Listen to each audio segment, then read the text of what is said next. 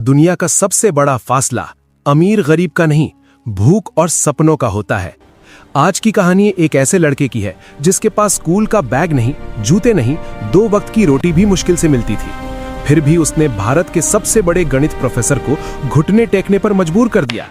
जो सवाल टीचर को सॉल्व करने में 20 साल लगे, मैं ये सॉल्व नहीं कर पाऊंगी। उसी सवाल को कचरा बीनने वाला सूरज सिर्फ 1 मिनट में सॉल्व कर गया। आइए देखते हैं उसने ये कैसे किया।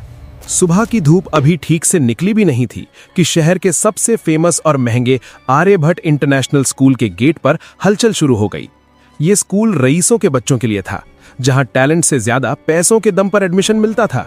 बड़ी बड़ी गाड़ियां रुक रही थीं और एसी कारों से बच्चे उतर रहे थे। उनके कपड़े चमक रहे थे, उनके जूतों पर धूल का एक कण भी नहीं था। लेकिन इसी चमक दमक से दूर स्कूल की दीवार के ठीक बाहर कूड़े के ढेर के पास एक 12 साल का लड़का खड़ा था। उसका नाम था सूरज। सूरज का हुलिया ऐसा था कि लोग उसे देखकर मुंह बना लेते थे। उसके कपड़े गंदे थे, शर्ट के बटन टूटे हुए थे और पैरों में अलग अलग रंग की हवाई चप्पलें थीं जो शायद उसे किसी कचरे के डिब्बे में मिली होंगी। उसके कंधे पर प्लास्टिक का एक बड़ा सा बोरा लटक रहा था। लेकिन अगर आप ध्यान से सूरज की आंखों में देखते तो वहां आपको भूख नहीं, एक अजीब सी चमक दिखाई देती। सूरज कचरा बीनता था, लेकिन उसका ध्यान प्लास्टिक की बोतलों पर कम और स्कूल के अंदर से आने वाली आवाजों पर ज्यादा रहता था। उसे कूड़े के डिब्बों में ज्यामिति के शेप्स दिखते थे। उसे गाड़ियों के नंबर प्लेट्स में मैथ्स के पैटर्न नजर आते थे। वो कभी स्कूल नहीं गया था, लेकिन ऊपर वाले ने उसे एक ऐसा दिमाग दिया था जो कैलकुलेटर से भी तेज चलता था। आज स्कूल में माहौल कुछ अलग था। 12वीं क्लास में सन्नाटा छाया हुआ था। क्लास में प्रोफेसर दिग्विजय सिंह आए। दिग्विजय सर शहर के सबसे सख्त मैथ्स टीचर माने जाते थे। उनके बारे में कहा जाता था कि उनके सवाल बच्चों के पसीने ही नहीं, जान भी निकाल देते हैं। दिग्विजय सर आज बहुत गुस्से में लग रहे थे। उन्होंने हाथ में पकड़े डस्टर को जोर से टेबल पर पटका। धूल, वो चिल्लाए, तुम सबके दिमाग में धूल भरी है। तुम्हें लगता है कि तुम्हारे पापा के पैसे तुम्हें पास करवा देंगे? गणित बाजार में मिलने वाली सब्जी नहीं है जिसे पैसों से खरीदा जा सके। ये मेहनत मांगती है। पूरी क्लास डरी हुई थी। दिग्विजय सर ने चौक उठाई और ब्लैक बोर्ड की तरफ मुड़े। उन्होंने बोर्ड पर एक सवाल लिखना शुरू किया। ये कोई आम सवाल नहीं था। ये फर्मैट्स लास्ट थ्योरम और क्वांटम मैथ्स का एक ऐसा उलझा हुआ सवाल था जिसे देखकर अच्छे अच्छे प्रोफेसर्स के हाथ कांप जाएं। बोर्ड पर अजीबो गरीब निशान और नंबर भर गए। 10 मिनट तक वो लिखते रहे। जब वो पीछे मुड़े तो उनकी आंखों में एक चैलेंज था। ये सवाल, उन्होंने भारी आवाज में कहा, मैंने अपनी जवानी के 15 साल इसे हल करने में लगा दिए। ये आज भी अधूरा है। मैंने इसे दी इम्पॉसिबल इक्वेशन नाम दिया है। मैं तुम अमीर बच्चों को खुली चुनौती देता हूं। तुम्हारे पास इंटरनेट है, ट्यूटर्स हैं, दुनिया भर की किताबें हैं। अगर कल सुबह तक किसी ने इसका सही जवाब निकाल दिया तो मैं अपनी टीचिंग की नौकरी छोड़ दूंगा और उस स्टूडेंट को अपनी सोने की घड़ी इनाम में दूंगा। क्लास का टॉपर, जिसका नाम विक्रम था, उसने चश्मा ठीक करते हुए सवाल को देखा और मन ही मन हार मान ली। ये सवाल सिलेबस के बाहर नहीं, दुनिया के बाहर का था। घंटी बजी और प्रोफेसर गुस्से में पैर पटकते हुए बाहर चले गए। बच्चे भी बड़बड़ाते हुए निकले। पागल है बुढ़ा, विक्रम ने अपने दोस्त से कहा। यह सवाल कोई इंसान हल कर ही नहीं सकता। लेकिन किसी ने ध्यान नहीं दिया कि क्लास की खिड़की के बाहर लोहे की जाली से चिपका हुआ सूरज खड़ा था। उसकी काली पड़ी उंगलियां जाली को कसकर पकड़े हुए थीं। उसकी नजरें उस बोर्ड पर लिखे सवाल पर जमी हुई थीं। उसे वो सवाल डरावना नहीं लग रहा था। उसे वो सवाल एक खूबसूरत कविता जैसा लग रहा था। नंबर उसके दिमाग में नाचने लगे। उसे ऐसा लगा जैसे वो सवाल उससे बात कर रहा हो, उसे बुला रहा हो। सूरज वहां तब तक खड़ा रहा जब तक चपरासी ने उसे डंडा दिखाकर भगा नहीं दिया। भाग यहां से भिखारी, स्कूल को गंदा कर रहा है, चपरासी चिल्लाया।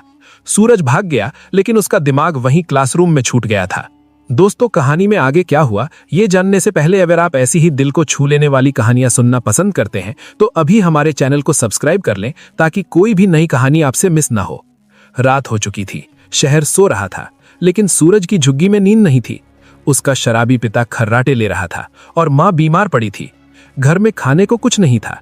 सूरज का पेट भूख से मरोड़ रहा था, लेकिन आज उसे भूख से ज्यादा बेचैनी उस सवाल की थी। वो सवाल उसे सोने नहीं दे रहा था। उसके दिमाग में बार बार वो सिंबल्स आ रहे थे। रात के 2 बजे जब रहा नहीं गया तो सूरज उठा। उसे लगा कि अगर वो उस सवाल को हल कर लेगा तो शायद उसके मन का शोर शांत हो जाएगा। वो चुपके से अपनी झुग्गी से निकला और स्कूल की तरफ दौड़ा। स्कूल का पिछला गेट टूटा हुआ था, जहां से वो अक्सर प्लास्टिक उठाने अंदर घुसता था। आज वो प्लास्टिक उठाने नहीं, कुछ सीखने जा रहा था। स्कूल के गलियारे अंधेरे में डूबे थे। गार्ड सामने वाले गेट पर सो रहा था। सूरज परछाई की तरह क्लासरूम की खिड़की तक पहुंचा। खिड़की खुली थी, वो अंदर कूद पड़ा। क्लास में घुप्पा अंधेरा था, बस बाहर स्ट्रीट लाइट की हल्की रोशनी आ रही थी जो सीधे ब्लैक बोर्ड पर पड़ रही थी। बोर्ड पर वो सवाल अभी भी वैसे ही लिखा हुआ था जैसे कोई भूत मुंह खोले खड़ा हो। सूरज धीरे धीरे आगे बढ़ा, उसके पैर कांप रहे थे। डर इस बात का नहीं था कि वो पकड़ा जाएगा, डर ये था कि क्या वो इसे कर पाएगा। उसने टीचर की मेज से एक चौक का टुकड़ा उठाया। वो चौक उसके खुरदरे गंदे हाथों में अजीब लग रही थी। उसने लिखना शुरू किया। खट खट, सन्नाटे में चौक की आवाज गूंजने लगी। पहले वो धीमा था, लेकिन जैसे जैसे सवाल सुलझता गया उसकी रफ्तार बढ़ती गई। सूरज भूल गया कि वो भूखा है, वो भूल गया कि वो एक कचरा बीनने वाला है। इस वक्त वो सिर्फ एक गणितज्ञ था। उसके दिमाग में कायनात के सारे ताले खुल रहे थे। उसे वो रास्ता मिल गया था जो प्रोफेसर दिग्विजय को 15 साल में नहीं मिला। पसीने से भीगा, धूल में सना सूरज 3 घंटे तक लगातार लिखता रहा। पूरा बोर्ड भर गया और अंत में उसने एक बॉक्स बनाया और उसमें जवाब लिखा 0। इतना बड़ा तूफान और जवाब सिर्फ 0। सूरज पीछे हटा। उसने बोर्ड को देखा और उसके चेहरे पर एक ऐसी मुस्कान आई जो शायद उसे पेट भर खाना खाने पर भी ना मिलती। उसने चौक रखी, खिड़की से कूदा और रात के अंधेरे में अपनी दुनिया कूड़े के ढेर की तरफ वापस चला गया। अगली सुबह 8 बजे प्रोफेसर दिग्विजय क्लास में आए। उनका मूड कल से भी ज्यादा खराब था। हाँ भाई, किसी ने कोशिश की? उन्होंने ताना मारते हुए पूछा। पूरी क्लास शांत थी। विक्रम खड़ा हुआ। सर, हमने गूगल पर भी चेक किया, ऐसा सवाल कहीं नहीं है, ये गलत सवाल है। प्रोफेसर हंसने ही वाले थे कि उनकी नजर बोर्ड पर पड़ी। उनका हाथ कांपने लगा। वो धीरे धीरे जैसे किसी जादू के असर में हो बोर्ड की तरफ बढ़े। क्लास के बच्चे हैरान थे। सर, क्या देख रहे हैं? प्रोफेसर बोर्ड के बिल्कुल करीब गए। उन्होंने चश्मा उतारा, पोंछा और फिर पहना। स्टेप 4, ये तरीका। हे भगवान, स्टेप 12, यहां तो इसने समय को ही बदल दिया। प्रोफेसर बड़बड़ा रहे थे। उनकी आंखों से अविश्वास के आंसू बहने लगे। ये नामुमकिन है, ये बिल्कुल सही है, ये परफेक्ट है। वो अचानक पलटे और चिल्लाए, किसने किया ये? झूठ मत बोलना। तुम में से किसकी इतनी हिम्मत है जो मेरे 15 साल की मेहनत को एक रात में सुलझा दे? क्लास में सन्नाटा था।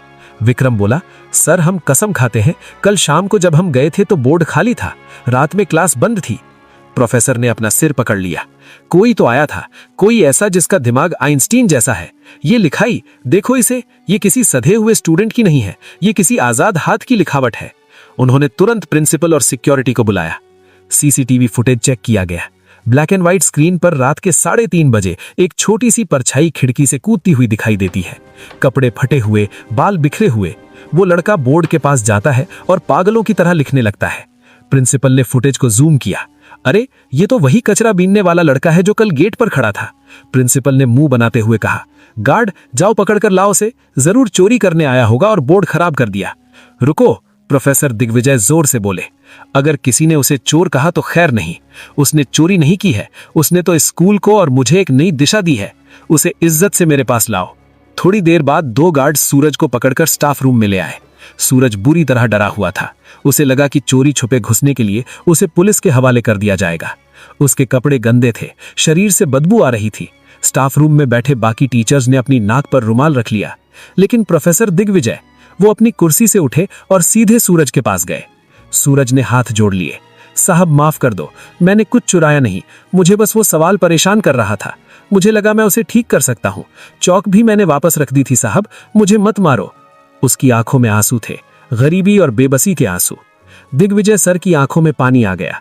उन्होंने सूरज के गंदे हाथों को अपने हाथों में ले लिया। वो हाथ जो शायद कभी साबुन से नहीं धुले थे, आज एक प्रोफेसर उन्हें चूम रहा था। बेटा, तुमने कुछ नहीं चुराया, बल्कि तुमने तो मुझे वो दे दिया जो मैं पूरी जिंदगी ढूंढ रहा था। प्रोफेसर ने पूछा, तुम्हें ये सब किसने सिखाया? तुम स्कूल नहीं जाते? सूरज ने सिर झुका लिया। साहब, स्कूल जाने के लिए पैसे नहीं थे। कचरे में पुरानी किताबें मिलती थीं, रद्दी वाले की दुकान पर बैठकर पढ़ लेता था। लोग कहते हैं मैं पागल हूं क्योंकि मैं दीवारों पर नंबर लिखता रहता हूं। मुझे लगा मैं गलत करता हूं। प्रोफेसर ने उसकी ठुड्डी पकड़कर उसका चेहरा ऊपर उठाया। तुम पागल नहीं सूरज, तुम जीनियस हो। तुम वो हीरा हो जिसे दुनिया ने कीचड़ समझकर फेंक दिया था। प्रोफेसर उसे लेकर क्लासरूम में गए, वही क्लास जहां अमीर बच्चे बैठे थे। सूरज दरवाजे पर ही रुक गया।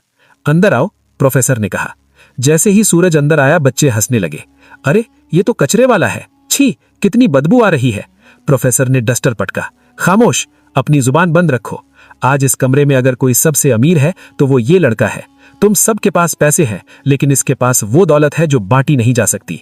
प्रोफेसर ने चौक सूरज के हाथ में दी। सूरज, क्या तुम इन्हें समझा सकते हो कि तुमने वो आखिरी स्टेप कैसे किया? सूरज ने कांपते हाथों से चौक पकड़ी। पहले उसे डर लगा, लेकिन जैसे ही चौक बोर्ड पर चली उसका डर गायब हो गया। वो समझाने लगा। उसकी आवाज में भरोसा था। उसने बताया कि कैसे उसने हवा की गति और समय को जोड़कर वो सवाल हल किया। जब उसने बोलना बंद किया तो क्लास में सुई गिरने जितनी शांति थी। जो बच्चे उसे बुरी नजर से देख रहे थे, अब उनकी आंखों में इज्जत और हैरानी थी। प्रोफेसर दिग्विजय ने अपनी कलाई से सोने की घड़ी उतारी और सूरज की कलाई पर बांध दी। वो घड़ी सूरज के पतले हाथ के लिए बहुत बड़ी थी, लेकिन उसकी चमक सूरज के आने वाले कल से कम थी। प्रोफेसर ने कहा, आज से तुम कूड़ा नहीं उठाओगे, आज से तुम कलम उठाओगे। तुम्हारी पढ़ाई, तुम्हारा खाना, तुम्हारा रहना, सब मेरी जिम्मेदारी। मैं देखता हूं कौन तुम्हें रोकता है। सूरज रो पड़ा। सूरज रो पड़ा। वो प्रोफेसर के पैरों में गिर गया। साहब, मुझे बस पढ़ने देना, मुझे भूख नहीं लगती, मुझे बस सवाल हल करने हैं। प्रोफेसर ने उसे उठाया और गले लगा लिया। उस दिन उस महंगे इत्र से महकते स्कूल में एक पसीने और कचरे की बदबू वाले लड़के ने सबको इंसानियत का पाठ पढ़ा दिया था। स्कूल के बाद सूरज बाहर निकला। उसने अपना वो पुराना गंदा बोरा उठाया, उसे एक बार देखा और फिर उसे वहीं डस्टबिन में डाल दिया। ये सिर्फ एक बोरा नहीं था, ये उसकी पुरानी जिंदगी थी जिसे वो हमेशा के लिए छोड़ रहा था। उसने आसमान की तरफ देखा। सूरज चमक रहा था, बिल्कुल उसके नाम की तरह। दोस्तों, ये कहानी हमें बताती है कि टैलेंट किसी महल का गुलाम नहीं होता, वो झोपड़ियों में भी पैदा हो सकता है। हमारे देश में न जाने कितने सूरज हैं जो रोज कूड़े के ढेर में अपना बचपन और अपना टैलेंट बर्बाद कर रहे हैं। जरूरत है तो बस एक प्रोफेसर दिग्विजय की, जो उस हीरे को पहचाने और तराशे। अगर आपके आसपास कोई ऐसा बच्चा है तो उसे बुरी नजर से मत देखिए।